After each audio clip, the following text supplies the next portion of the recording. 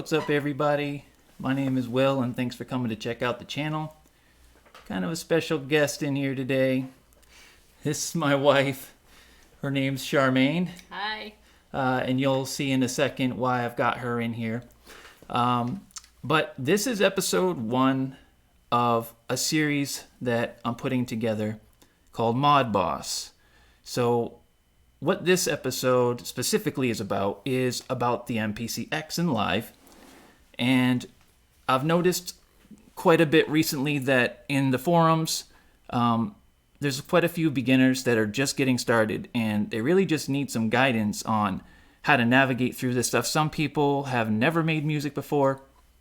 Some are coming from a DAW, and some are, from old MPCs. So what I'm going to try to do is go over the screen, the main screen, and then we'll talk about sequences. We're going to talk about tracks, and we're going to talk about programs. And I've got a bunch of notes. I didn't have time to set things up. Next week, same time, same place, I will have a bit better idea of how I'm going to do this. So, stay tuned. Please subscribe to the channel. If you like this kind of stuff, if you want to build community and you want to possibly learn something or teach me something, I would really love to have you. And so without further ado, we're just going to go ahead and get into it. So right here, you can see that this is the screen. And then from the top down, and let me pull this down just a little bit. And I hope my audio is okay. It might be a little bit hot. Let me turn it down just a little bit here. One other thing I do want to mention, and this is the first one, so I will hopefully, get better at this, but there will be an opportunity to ask questions if you are a new user. And what I would like to do is, if you have a question about the stuff we're going over, sequences, tracks, and programs, towards the end, I'm going to look through the live chat if there's anybody here, and which is fine. It's okay. And if you do have a question, please put it in all caps. And just a real quick thing, my eyes are bad. That's why my wife is here. And I do all this stuff kind of like, do it how I got to do it. So I made a bunch of notes and a bunch of stuff that I didn't want to forget. I don't want to miss certain things because I'm hoping that beginners will find this video and they will find it useful.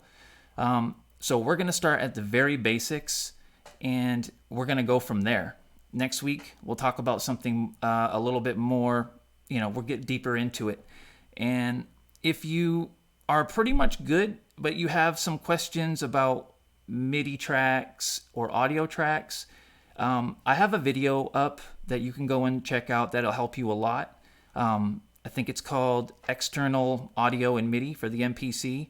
Also, I did a 2.6 update and update video a couple days ago using USB stick. So if you're having trouble getting your MPC updated using the USB cable, go ahead and use a USB stick. Okay, so we're going to get back to this here. So we've got on the top up here, this is your program view, your project view. So you're going to have the name of your project here over on this side, upper left-hand corner. I don't know if you can see, but there's this little home looking button here. That's how you get into the menus. The deeper functions, we'll go ahead and tap that just so you can take a look at it if you don't own an MPC. And this is where you're going to name your project. This is your files, so you want to get into there to open, close, and save. And then you've got your MIDI in and out indicator. And then you've got, your time, your program, however you want to say it, the time that your project is playing, your count. And then you've got your this is your timing correct icon. You got your automation. And so that's pretty much it. You got your automation, and then you got your resources. So this last thing on the end here is so that you can take a look at what kind of resources that you're using. So, by the end of this video, you're going to be able to navigate the different elements on the main screen, and you'll know how to use sequences, tracks, and programs. So you should be able to build your first sequence by the end of this thing. And if not, please leave a comment and I will connect with you. Okay, I'm going to go ahead and have my wife read what I've written here so that I can just go ahead and explain it. So songs are really just a mathematical equation. So if you have a song that's 64 bars long, it will most likely be made up of several smaller song parts, which are all chained together. So 2 bars, 4 bars, 16 bars, 8 bars, back to 16 bars, and so on. In other words, the way it goes is intro, hook, first verse, chorus, second verse, and so on. So that's the basic makeup of a song. So MPCs let you build these smaller song sections independently of each other and chain them together to be exported as a final mix or as a bunch of separate stems, one for each track. Okay, so let's just unpack that for a second. So the MPC, what it does is you're working from the top down. So you've got your sequences, your tracks, and your programs. If you're not a music, if you're not familiar to music and this is completely foreign to you, I can explain it like this. These are like drop-down menus. So anytime you're doing something on the computer, a lot of times you get drop-down menus. And the drop-down menus narrow things, and it helps you to define exactly what it is that you're doing. In a DAW, what you're doing is you are finding, let's say, your favorite drum kit, and you want to put a kick, a snare. You're trying to put hi-hats, and you're trying to put, shakers. So you load your favorite kit that you've created into 4 separate tracks. So you've got 4 instances of a drum kit, and you're putting one sound on each track. What the MPC does, which is brilliant, is it does it kind of the opposite way. You're using one program in the program field, and then you use the tracks in order to layer into your sequence. So I almost feel like this should be the other way around. Like programs should be up here, tracks, and then sequences. So with the program field, you load in a single drum kit into this program field, and then you would make 4 individual tracks, and they would all use the same program. So sequences are basically just song sections. So if you're thinking about linear workflow, like in any DAW, you start from left and you go to right. So on the left would be your intro. Your intro is a song part. So an intro is a song part, and then a sequence is a song part. So if you're making a 4-bar intro in a DAW, you're putting all your instruments stacked up on top of each other, and then after it gets to the end of that 4 bars, you're going to go ahead and add more stuff into those tracks. In the MPC, what you're doing is you're creating a sequence that's 4 bars long. So you've got these different parameters in the sequence field.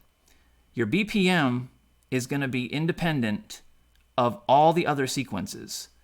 So you've got all kinds of these that you can use. And, as you go through and put together your intro, let's say you use 100 BPM for your intro and you make it 4 bars.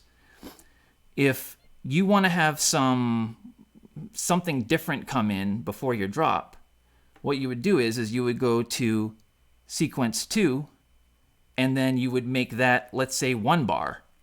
So you'd make that 1 bar, and then you would use whatever programs to make that little, variation. You don't want to go from an intro straight into the drop. You want to do something in between. So you would create a separate sequence for each song part. The programs, how it works is you pull them in to a pool. And then after you've picked all of the drum kits and things that you want to use, then you can assign them to different pads. So you've got this assign samples. And so in there, you would pull from the pool. So we're going to get to that, but I'm kind of getting off track, and I do want to try to stay on track because I can really get lost on this stuff. I don't want to make this confusing. So go ahead, continue on. Okay, so tracks are used to organize and separate song sections into individual layers. So we have MIDI tracks and audio tracks. Okay, so when they say that you have MIDI and audio tracks, let me bring this into focus a little bit. That's confusing to a lot of people because most people don't understand what MIDI is, and then when they do understand what MIDI is, then they're confused because I got to choose which part I'm going to focus in here. So you've got MIDI right here. And let's see, I can show you. It's at the bottom of the screen, okay? So you got MIDI and audio. These are your two kinds of main tracks. And then within the MIDI, if it's not audio, then everything else is considered MIDI. So if this is selected, and you can tell it's selected because you got this little red mark right here, these are all MIDI. So even though you've got a plugin, so you get your program, you're basically your drum kits, okay? These are your drum kits. Then these are your clips. So that's a clip program. This is a plugin program. And Akai has given us 4 up to date now for synthesizers. And now you're into a MIDI program in the MIDI main sequencing section. So that's where things get confusing because this is for external gear. You're going to use this if you have like, Volcas or synthesizers or even other things that you want to map. You're going to use MIDI. But you've also got key groups. And key groups are basically if you take a single sound, let's say out of one of these drum kits, let's say there's a bass hit inside one of these drum kits, you can put that into a key group program and use that sound as an instrument. So that's your key group. And then your CV is for only the Mpc X at this point in time, and that allows you also to control older gear. Also, you do have independent control over the track lengths. So you've got your control over your sequence lengths, and then you've got control over the track lengths, all independent of each other. So the program field, like he was saying before, is where you stockpile any of the sounds that you want for any given sequence. Let's go ahead and do that real quick, because I did go over some things kind of ahead of time. So I'm going to show you how to put sounds into your pool. A lot of people just want to understand how to pull samples into a program and how to chop them and stuff like that.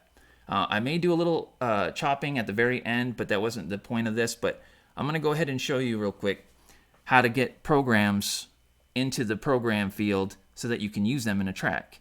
So what you do is you've got a plus button right here. So what you can do is you can make your own by pulling in samples and creating another program. So if I hit that plus button, now I've got 2 programs in here, or well, it says 3. I thought I had 2. Oh, I do have 2. So anyway, if I wanted to, I could pull in a bunch of samples, individual samples, and then pull them in and assign them into pads this way. But what I'm going to do is I'm actually just going to pick a couple drum kits that have already been put together for us by Akai. So browse. Let's get. There's a couple of these urban. Here we go. All right, and then I'll load up that one. Go ahead and bring that in. Okay, that's fine. So it doesn't look any different, right? But now that I've pulled those in, I've actually got other stuff to choose from now, because I just pulled them into the pool. So if I go into sample assign, let me make sure. Okay, so I'm in program 3, and I'm going to go into sample assign. So you can see at the top, it says program 3. These are all of the sounds that were in all of those kits. So as I scroll down, I'm going to make my own kit out of what I just pulled in. So it's pretty simple. You highlight it, and you can either tap it, or you can hit, what was it, enter or whatever, but let's just make it easy. So that's in there now. So, oops, no, it's not. There it is. So now I got it. Okay, and let's find something melodic. So we'll put that up here. And then you can even use the pads if you want. You don't have to touch the screen. If I go like that, and then I want to use my hand because we have a touch screen, so why not use it? Okay, we'll go with that. And then I need a hi-hat of some sort. Let's see here. Okay, I'm going to go with that. Okay, so we've got a little bit of something, even though it sounds distorted. Let's see if we got another. Put that one in. Okay, good enough. All right, so now you can see we've got, this is program 3, and now we've got a couple. So this is a custom program. We can sample things and put them in there and all that other stuff. But right now we've got a program. We've got other ones to choose from. And we're on track 1. Okay, so I'm at a point right now where I've gone over sequences, and I've gone over tracks, and I've gone over programs. Let's take a look just to see here. Because if there is somebody that needs some help, that's why I'm doing this. Okay. All right, it looks like everybody that's here is all set. Now, I'm going to just go ahead and show you how to take those programs, and, you know, we have a metronome, and we have ways to count in, and if you don't know how to do that stuff, I will find a video that can show you how to count in, and I'll put it in the description so that you can, because I'm going off the premise that somebody that's watching this video to this point has some idea of music production. So with these programs, let's see, what do we have?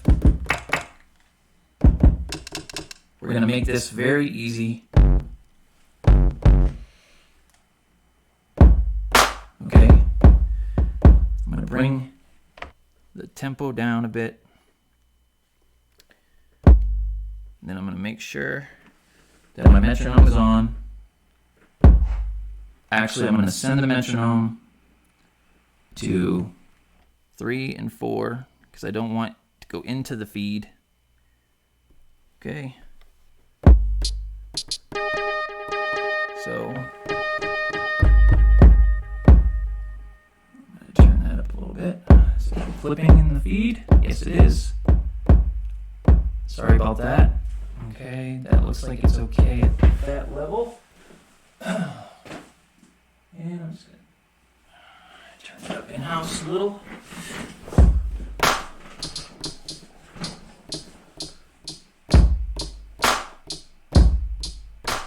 Okay, let's just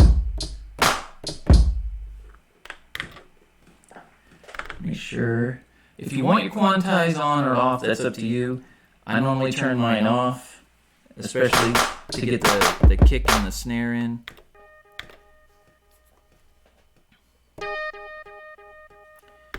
We got it set at 1 bar, so I'm going to undo that, and then I'm going to set this back on. So I can't show you guys how to do anything unless this GoPro... Oh, bam. So to start a recording from the beginning, you hold down record and you hit play and stop at the same time. Sorry, you hit play start at the same time. If you want to start playback from wherever the white indicator is, at this point it's right there, this scrolls across, then you're going to hit just the play. You're going to hit just the play, not play start. Play start starts you back from the beginning. So I'm going to hit play start because I want to come back to the beginning.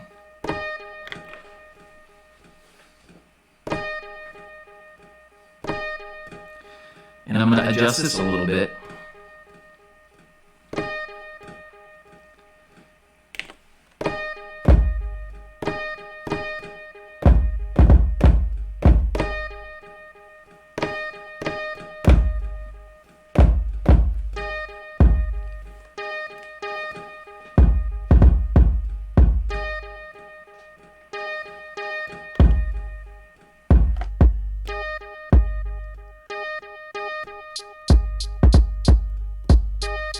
So if you want to do a note repeat, what you do is this button right here. You can lock this into place by double clicking it. And now you've got a note repeat that you can record with. A little swing.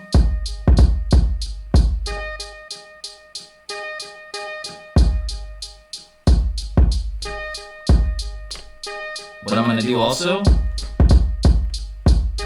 so I'm going to modify this.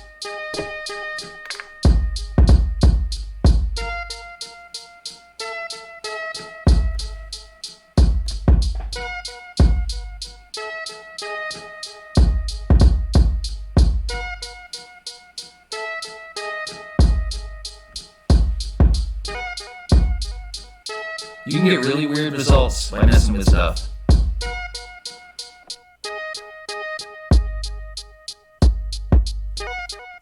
Let's try and do that a little bit more because that didn't kind of work out right. That's fine. Okay, if you do want to do something over, you just hit this undo button right here and that's going to undo that. I'm also going to check the automation and I'm going to make sure that it's erased. So when let me show you how I just pulled that in. So if you want to hit the erase button,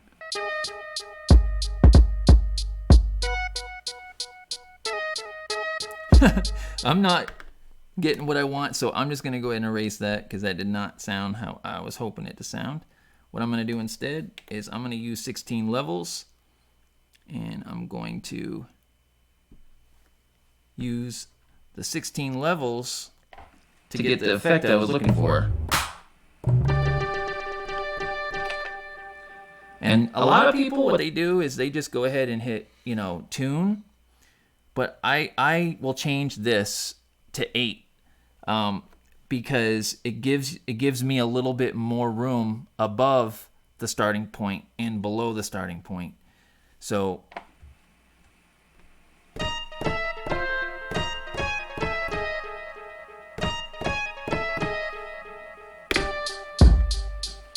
I'm going to go ahead and just erase that note altogether.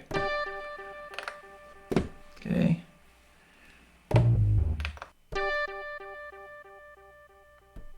Okay.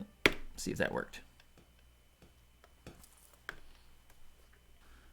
I need you to make that screen bigger. I can't make that screen bigger from here right now. Are you recording auto something because it goes off the screen? Oh, you want me to move it? Yes. Okay. Let me move this over. We're trying to do a lot on this. Do you see the words go off the page? I'm trying to just pull this like that. Yeah. Okay, here we go. So are you recording automation? I was. The new firmware allows easier editing. I haven't had time to update. Yeah, I've got the 2.6. And bad echo on the camera angle that shows your chest. Oh, so thank you. So I will go ahead and turn that audio completely off. Thank you very much. Let me go ahead and input is... The one on my chest is 3. So that's what's cool about this mixer. This mixer right here, this mute, is that it's a streaming mixer. So I have control over all these different feeds. Why do I still have that?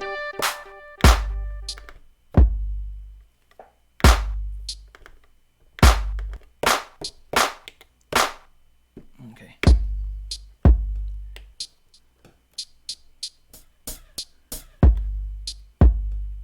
Okay.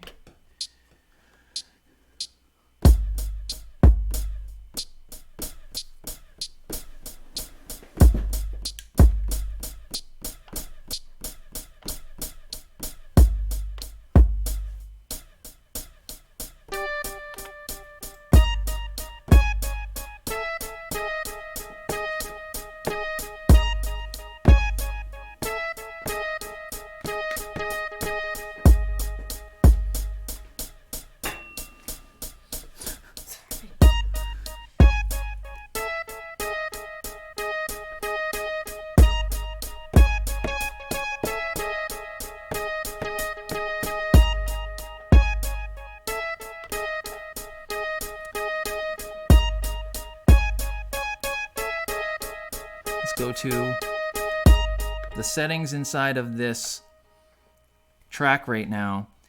We've got all of those sounds right now that I just laid down. We've got, I don't know, 3 or 4 of them, all out of this one program. They're all stacked right now in this track. So what we have, if you hit this pencil setting, this is what's behind the tracks. You've got all of these, you can clear it. You can explode it, which is what I'm about to do.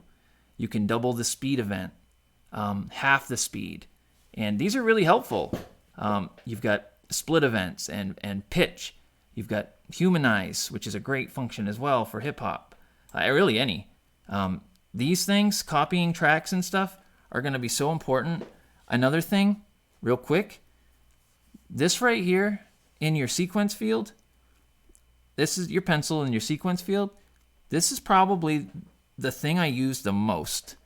And this is copying your sequence.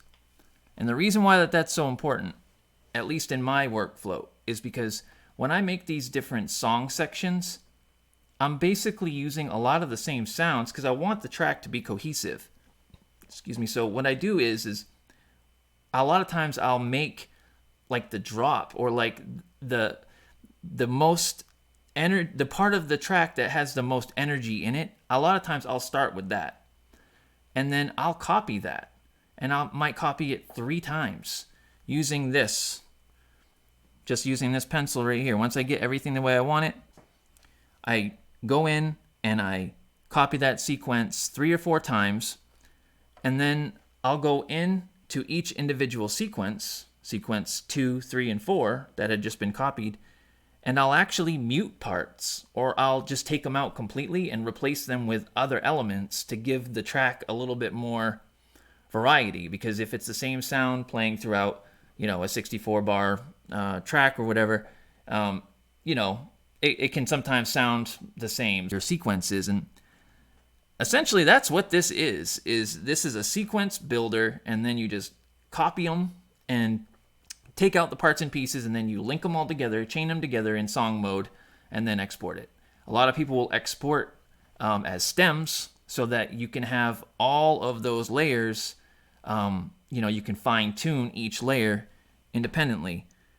So, exploding the track. So right now, all of those parts and pieces are in here. And if I open up this program edit field, and pad mixer, I'm gonna play. Okay, you can see the different parts. There's your kick, You got your hi-hat. So if I go and explode that track, it's going to do the dirty work for me. You can see what it's done. It's muted it, first off, at the bottom of the screen. It's muted the main track. And now as I scroll in, track 2 is going to have, let's see, what did it do for us? So on track 2, it gave us the kick. And then, and then on track 3, it gave us the hi-hat. So that's what it did. It split it all up for us so that we didn't have to. And that's how you can do this, is you can build one massive track, one big old, 4, 8, 16 bar sequence. And you can just explode it out and then, send it out as a WAV file, all separate. So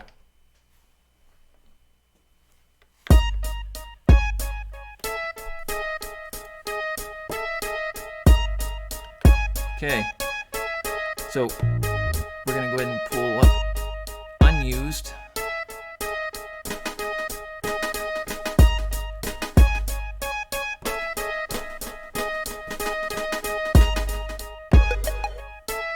I mean, these sounds to me are fine, but what I normally do is I just make my own.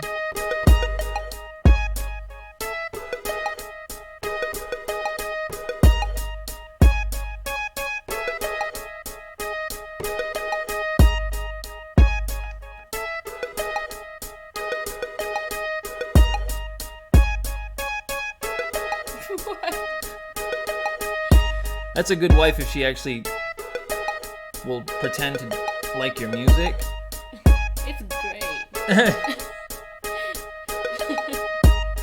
So we've got some empathic souls who are here who are saying that they like the way it's headed, and it's going to be hard to pull the filming and audio together, which I think that's a nice statement. I think that's what you always say. It's really hard to pull all of this together. Yeah, and all the angles, and I can't even imagine to know what goes on. So it'll get there. Thank you. Yes, appreciate it. It'll get there. I promise next week will be better than this. And next week we'll go ahead and do a little sampling and show how to chop stuff. Like I said, you can leave a comment. I will most certainly be checking it, and if there's something more specific you needed help with, I know I did not cover this side over here. These are your more in-depth track parameters, pad parameters. This one's pad right here. This is your programs. So you've got inserts. You can put effects on each side. We're going to get into all that stuff.